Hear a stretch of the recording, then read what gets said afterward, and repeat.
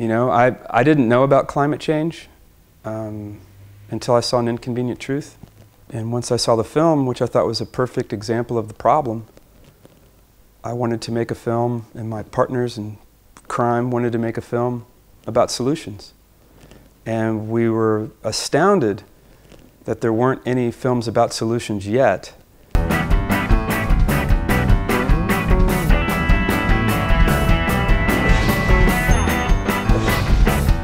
I mean, I do other things that are good, but my carbon footprint from flying probably eradicates all that. You know, I turn off the water when I brush my teeth. The TV's not on if I'm not in the room. The lights are not on if I'm not in the room. Do I think man is causing global warming? No. That doesn't make any difference. I want clean water and I want clean air. So I drive cars till they fall apart. So I do all those things. And I've spent the last 5 years of my life hunting for and then promoting solutions to climate change. And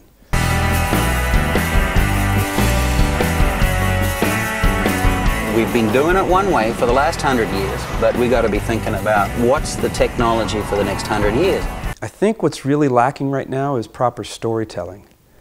I think there's hundreds and thousands of pockets of people and groups and companies all working towards solutions, but they don't know each other exists. It costs me about $12 a day to refrigerate this place. If you did it on diesel fuel standard, it would be $750 a day. So everyone feels alone, everyone feels like we're so far away.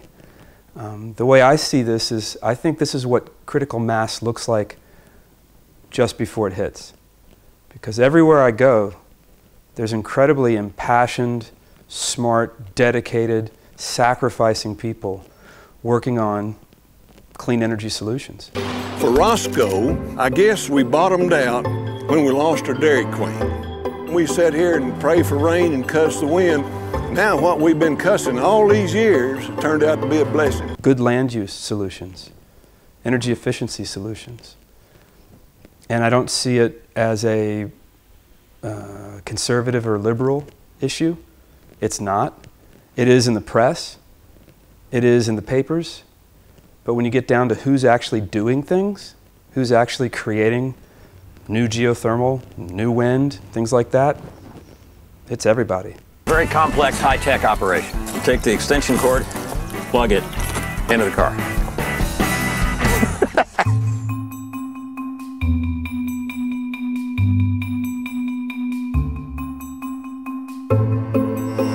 I have actually a lot of faith in that. That's what makes me happy. It's not a political thing on the ground.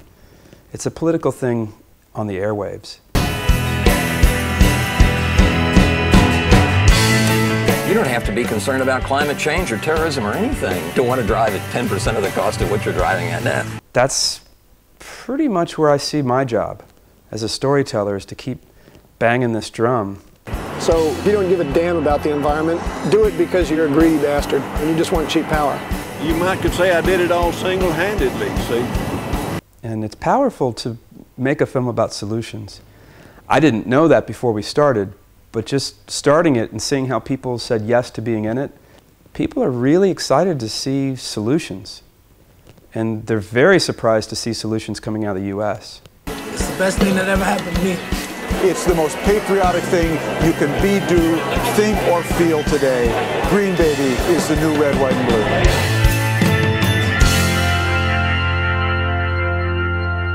Here it is, our Department of Defense is pretty much leading the way at a federal level towards clean energy and energy efficiency.